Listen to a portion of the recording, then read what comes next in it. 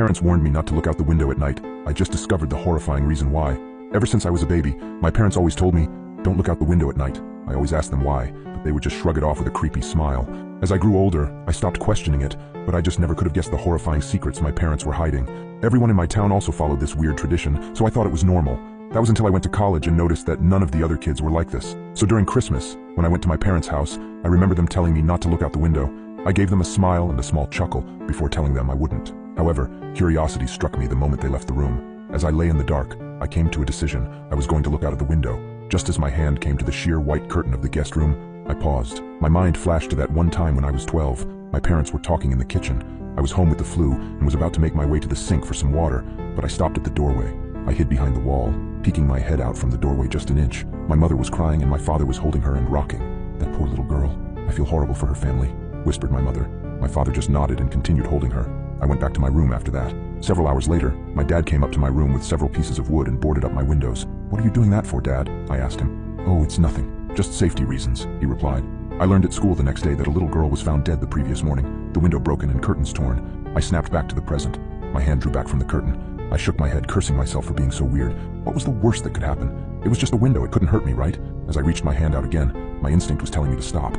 My gut twisted as I reached nearer and nearer. Just as I touched the curtain, a painful howl came from the forest surrounding the house. I flinched back, deciding to just lay down and try to get some sleep. I forgot how hard it was to get sleep in my hometown.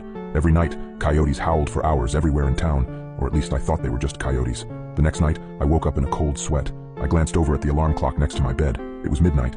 I groaned and sat up in bed. A low growling sound from outside of my bedroom window. I thought back to last night and decided that I had made up my mind about looking out. I thrusted my arm towards the curtain and pulled back hard, almost ripping it away from the rod. I flattened myself against the wall next to the bed for a moment before I put one eye in front of the window.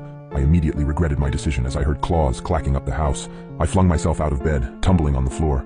I stood up and got back up on the bed. I stuck my face closer to the window as the clacking got closer and closer.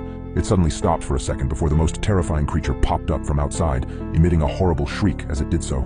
I can never forget its face, the way the hollow eyes oozed some kind of black substance, like tar, and the way its lips were pulled back into a gruesome grin, the teeth blood-stained and razor-sharp.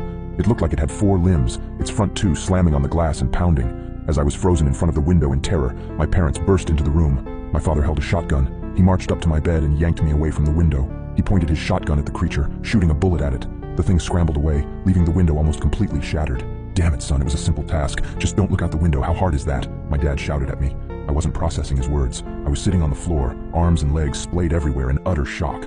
What the hell had I just seen? My mother ran to the bedroom door. She had tears in her eyes. "Is everyone all right?" she asked. "Yeah, we're fine. We still gotta get that creepy effing monster, though."